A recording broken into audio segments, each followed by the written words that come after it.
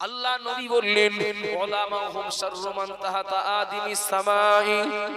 এ কথা আমার নয়, এ কথা আল্লাহর নবী বলেছেন, এ কথা আল্লাহর নবী বলেছেন। শেষ জামানায় কিছু আলেম হবে আসমানের নিচে জমিনের নিচে নিকৃষ্ট মানুষদের থেকে আরো নিকৃষ্ট। কেন বাবা? ছোট্ট বাচ্চা ইমাম আজম, ছোট মানুষ ইমাম আজম হেঁটে যাচ্ছেন, পিছন দিক থেকে একজন বলছেন, ও নোমান সাবধানে যাও, পড়ে যাবা। না, উল্টে গেল কথাটা। নোমান বিন সাবেত একজনকে বলছেন সাবধানে যাও, পড়ে যাবা। কত মারাত্মক কথা দেখেন।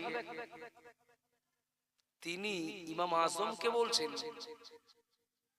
আমি পড়ে গেলে একা পড়ব, আপনি পড়লে কিন্তু জগৎ পড়বে। শুনছেন না মনোযোগী? ইমাম আজম কাউকে বলছেন, ইমাম আজম কাউকে বলছেন সাবধানে চলো, পড়ে যাবা। বলে আমার তুলনায় আপনি বেশি সাবধান হন। আমি পড়ে গেলে আমার একার হাত পা ভাঙবে, কিন্তু আপনি পড়ে গেলে জগতের মানুষের হাত পা ভাঙবে। কথা ঠিক বলছি না ভুল বলছি? গ্রামে এলাকার সুদখোর, মদখোর, জুয়াখোর, জেনাখোর, যত রকম খোর আছে, এদের দ্বারা সমাজের যা না ক্ষতি হবে, তার তুলনায় আলেমের পদস্খলন হলে সমাজ তার থেকে অনেক বেশি ক্ষতিগ্রস্ত হবে। কথা ঠিক না ভুল? জবানের কথা কেন বললাম বাবা? আমি আমি আমার মতো কেউ আচমকা তার ব্যক্তিগত রাগ মেটানোর জন্য আমি বলে দিলাম রজব আলী সাহেব কিন্তু কাফের। ঠিক বললাম না ভুল? তা সবাই পাছায় বাঁশ দিয়ে চিল্লে উঠলো, বলল হ্যাঁ ঠিক। সেই যুগ না? হ্যাঁ না বলেন না? সেই যুগ তো। আমি বললাম কাফের, আর সবাই হাত তুললো। রজব আলী সাহেবের পাশে এক জায়গায় দাওয়াত ছিল, আমার উপরে রাগ আছে। দাওয়াত করলো কমিটি, দাওয়াত করলো বাড়িওয়ালা, নজরানা দেবে বাড়িওয়ালা, নজরানা দেবে কমিটি।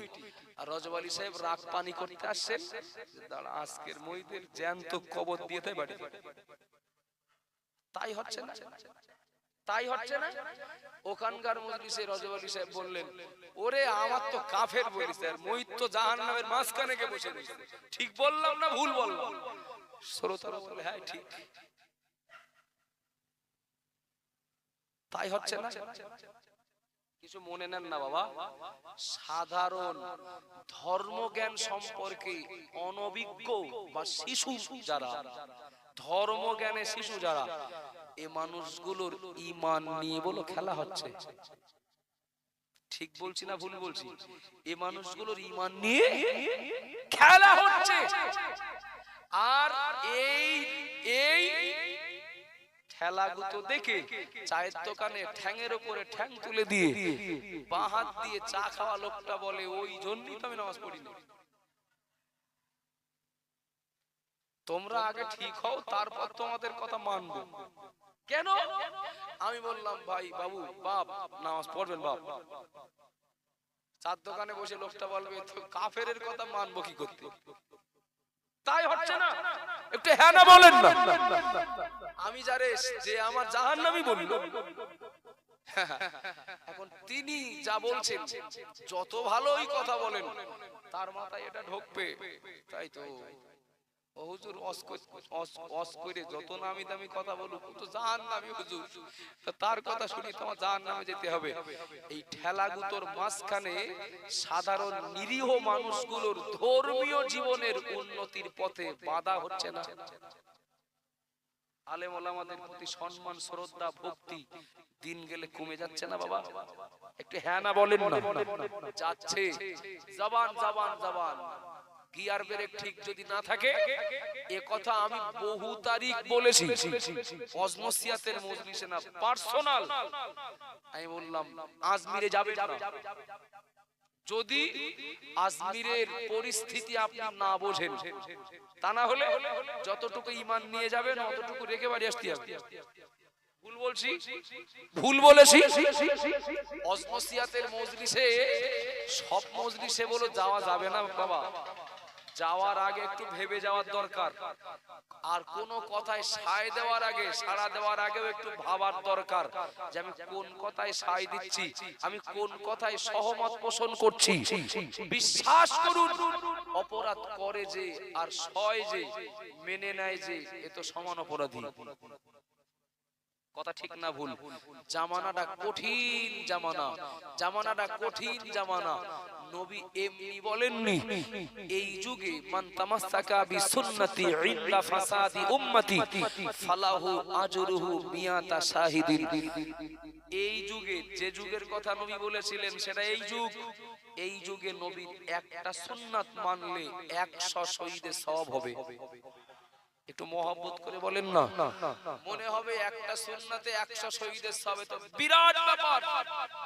আপনাকে ভাবতে হবে এই যুগে একটা সুন্নাত আমল করা কতটা কঠিন না হলে 100 শহীদের সওয়াব দেওয়া হয়। ও বাবাজিরা, ভাইরা, মনের গুণ, ও মা বোনেরা, মনে কি দিন। আমি আর একদম পারবো না, এবার সালাম করতে দাঁড়াবো। কি বলেছি এত সময়, একটু ছোট্ট করে স্মরণ করিয়ে দিচ্ছি। এখানে আমরা যারা বসে রয়েছি, আমরা একদিন মারা যাব, বেঁচে থাকবো যতদিন দোয়া করব। এরপর কিন্তু দোয়া নেওয়া মানুষদের সঙ্গী হব। কথা ঠিক না ভুল? দুটো কথা বলেছি। দোয়া করতে গেলে যোগ্যতা লাগবে, যে কেউ দোয়া করলে কিন্তু হবে না। দ্বিতীয় কথা বলেছি, দোয়া নিতে গেলেও যেন নেওয়ার মতো পাত্রটা থাকে। বলতে বলতে বলেছি, যদি কিছু নামাজ কাজা হয় আল্লাহ হয়তো ক্ষমা করবেন, কিছু রোজা যদি কাজা হয় আল্লাহ চাইলে ক্ষমা করবেন। কিন্তু দুনিয়ার কোন মানুষের হক নষ্ট করে যদি মরি, কাউকে যদি ছোট বড় কথা বলে, গালিগালাজ করে, কারোর বিরুদ্ধে মিথ্যা অপবাদ চাপিয়ে যদি মরি, তাহলে কিন্তু আমার নিজের বিপদ সঙ্গে নিয়ে মরা হবে। বাকি যতদিন বাঁচবো আল্লাহর হক যেমন হুকুকুল্লাহ, আল্লাহর হক যেমন আমার গুরুত্ব দেওয়ার দরকার, এর থেকে বেশি সিরিয়াস হলো বান্দার হক, বান্দির হক। যদি কারো কাছে 2 টাকা মেরে খেয়েছি মন বলে, ওটা শোধ করে দিয়ে মরা উচিত। কাউকে যদি অন্যায়ভাবে বেফাঁস একটা কথা বলে ফেলি, তার কাছে ক্ষমা চেয়ে নিয়ে নামাজ পড়তে দেওয়া ভালো। ভুল বলছি নাকি? ক্ষমাটা চেয়ে নিয়ে নামাজ পড়তে যাওয়া ভালো। সব যখন হলো, স্ত্রীর দেনমোহর 2051 টাকা ছিল এই এখনকার যুগে, আর আগেকার তো আরো অনেক কম, 3001 টাকা। আসে বিয়ে করতে 10 খানা গাড়ি নিয়ে, দেনমোহরের কথা বললি বলে 151 করা যায় না। এত নির্লজ্জ ছোট লোক, মানে আদৌ না দিলে ভালো হয়। তো যেটাই ধার্য আছে, যে পর্যন্ত হয়েছে ওই পর্যন্ত থাক। নামাজটা পড়তে যাওয়ার আগে, ফজরের নামাজটা পড়তে যাওয়ার আগে দেনমোহরের টাকা বাকি থাকলে শোধ করে দিয়ে যাওয়াটা বুদ্ধিমানের কাজ। কেন? ফজরটা যদি না পড়তে পারি আল্লাহ চাইলে ক্ষমা করবেন, কিন্তু দেনমোহরটা যদি না দিয়ে স্ত্রীর কাছে ঋণী হয়ে মরি, কেস বলো বিরাট জটিল। আন্না খুব ভালো লাগছে মজলিসটা, এতগুলো মানুষ, লাইটিং, বিরাট ঝিকঝাক, অপচয়, ঝর্ণা কিছুই নেই, গেট নেই, একদম নির্ভেজাল একটা দোয়া, সওয়াবের সারির মজলিস। আল্লাহর কাছে মুর্দাদের জন্য দোয়া চাইতে এসেছি, চাইবো, পাশাপাশি আমরাও মরবো একদিন। কথাটা যেন বাকি জীবনটা মনে রাখি। আমি মরবো, এই কথাটা যদি আমার মনে থাকে, বিশ্বাস করুন আমি একা একা ভালো হয়ে যাব। আমার মরণ হবে একদিন, এই কথাটা যদি আমার মনে থাকে, আমার চলার পথ হিসাবের হবে। কিছু খেতে গেলে হিসাব আসবে, কিছু নিতে গেলে হিসাবের কথা মনে আসবে, কিছু দিতে গেলে হিসাবের কথা মনে আসবে, অর্থাৎ দেওয়া যাবে কিনা। কিছু বলতে গেলেও আচ্ছা, কারো কানে কানে কথা বলে অনেক সময় বলি নাই, তোমার সঙ্গে বললাম তো যেন ও যেন আমার নামটা না জানে। কথা বলেন ভাই, হয় না এরকম? ও তোমার কি বলে জানো, তো তোমার বলো বাপ নেড়ে গালাগাল দিচ্ছে, আমি যে তোমার সাথে বলছি এই কথাটা যেন ও না জানে। আছে না? আচ্ছা, এই কথাটা না হয় সে জানলো না, কিন্তু এই কথাটারও হিসাব নিকাশ একদিন হবে না, হবে না? বিশ্বাস আছে না নেই? বিশ্বাস আছে না নেই? বাইজিদ বোস্তামি রহমাতুল্লাহ আলাইহি বলছেন যে আমি স্বপ্ন দেখছি কিয়ামত শুরু হয়েছে, কিয়ামত শুরু হয়েছে।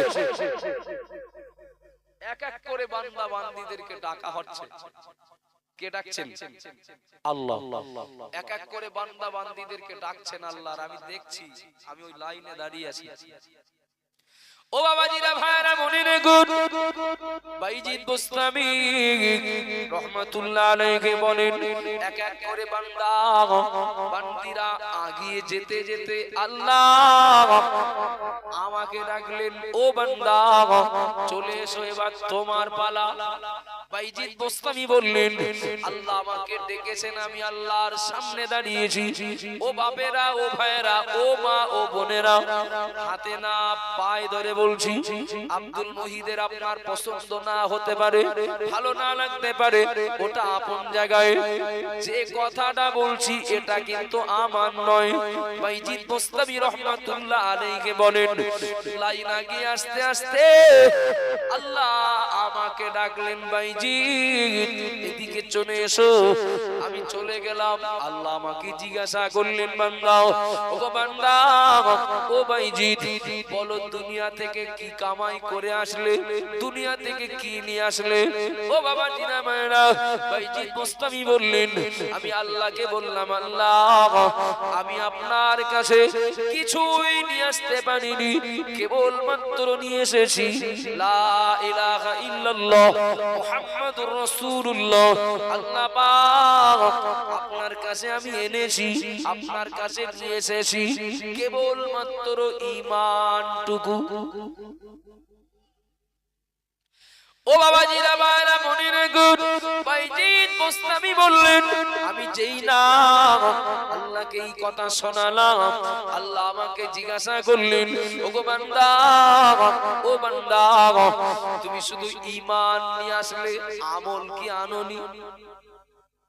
আমল কি আনোনি? বাইজিদ বোস্তামি বললেন, আল্লাহকে জবাব দিলাম, আল্লাহ আমি আমল এনেছি, কিন্তু বলতে সাহস হলো না। কেন? ও আল্লাহ নামাজ পড়েছি, কবুল হয়েছে কিনা তো জানি না। একটু ভাবতে অনুরোধ করছি। ও আল্লাহ রোজা রেখেছি, কবুল হয়েছে কিনা জানি না। হজ করেছি, কবুল হয়েছে কিনা জানি না। যাকাত দিয়েছি, তাসবিহ পড়েছি, কোরআন পড়েছি, কবুল হয়েছে কিনা তো জানি না। এর ভিতরে কত ভুল আছে, কত ত্রুটি আছে, এই জন্য ওগুলো বাদ দিয়ে রেখেছি। আল্লাহ পাক যেখানে ভুলের কোনো আশঙ্কা নেই, সম্ভাবনা নেই, সেটাই আপনার সামনে পেশ করেছি। আপনাকে মালিক বলে মেনে নিয়েছি, আর আপনার প্রেরিত নবী নবী মুহাম্মদুর রাসূলুল্লাহ সাল্লাল্লাহু আলাইহি ওয়াসাল্লামকে আমার নবী, আমার রাসূল বলে মেনে নিয়েছি। ও বাবাজিরা, ভাইরা, জগন্নাথপুর সহ আশপাশের কেউ যদি থাকেন একটু খেয়াল করুন। বাইজিদ বোস্তামি বললেন, আল্লাহকে আমি যেই বললাম, আল্লাহ আমার আমল ইবাদতের ভিতরে ভুল থাকতে পারে এই আশঙ্কা করে আমি ওইগুলো না বলে শুধু ঈমানের কথা বলেছি। বাইজিদ বোস্তামি হুজুর বললেন, আল্লাহ এবার আমাকে বলছেন, বান্দা, ও বান্দা, তুমি এমনটা মনে মনে ভাবছো নাকি, তুমি এমনটা মনে করছো নাকি, তোমার আমলে ভুল ত্রুটি থাকলেও তোমার যেটা বললে এটাই নেই? কঠিন কথা। আমলে ভুল ত্রুটি থাকতে পারে বলে বললে না, তুমি কি মনে করছো যেটা বললে এর মধ্যে ভুল নেই? অর্থাৎ তোমার ঈমানের কোনো ভুল ত্রুটি খুদ, কোনো ঘাটতি নেই। আচ্ছা, এ কথা বললে কি সাহস বাড়বে? একটু কথা বলে, ভয় বেশি লাগবে, ভয় বলে বেশি লাগবে। টাকা দিয়ে টিকিট কেটেছি অগ্রিম। কালকের আমি কথার কথা বলছি, ধরেন কাল আমি বোম্বাইতে যাব, টাকা দিয়ে টিকিট কেটেছি, কিন্তু আমি ওই সহানুভূতি নিয়ে বোম্বাইতে যাব না। এয়ারপোর্টে যাবো আর ডাইরেক্ট প্লেনে উঠে যাবো। তো এয়ারপোর্টে যাবো ডাইরেক্ট, ওই যেরকম হাত টাকায় বাস দাঁড়াও, ওই টোটো এসছে দাঁড়াও, আমি ফলাবোধায় যাবো, ওই রকম প্লেন ডাইরেক্ট আমি এয়ারপোর্টে নামবো, প্লেনে উঠে মুম্বাই চলে যাবো, হবে না? ওখানে যেন নিজের আসামি আসামি মতো মনে হয়, একদম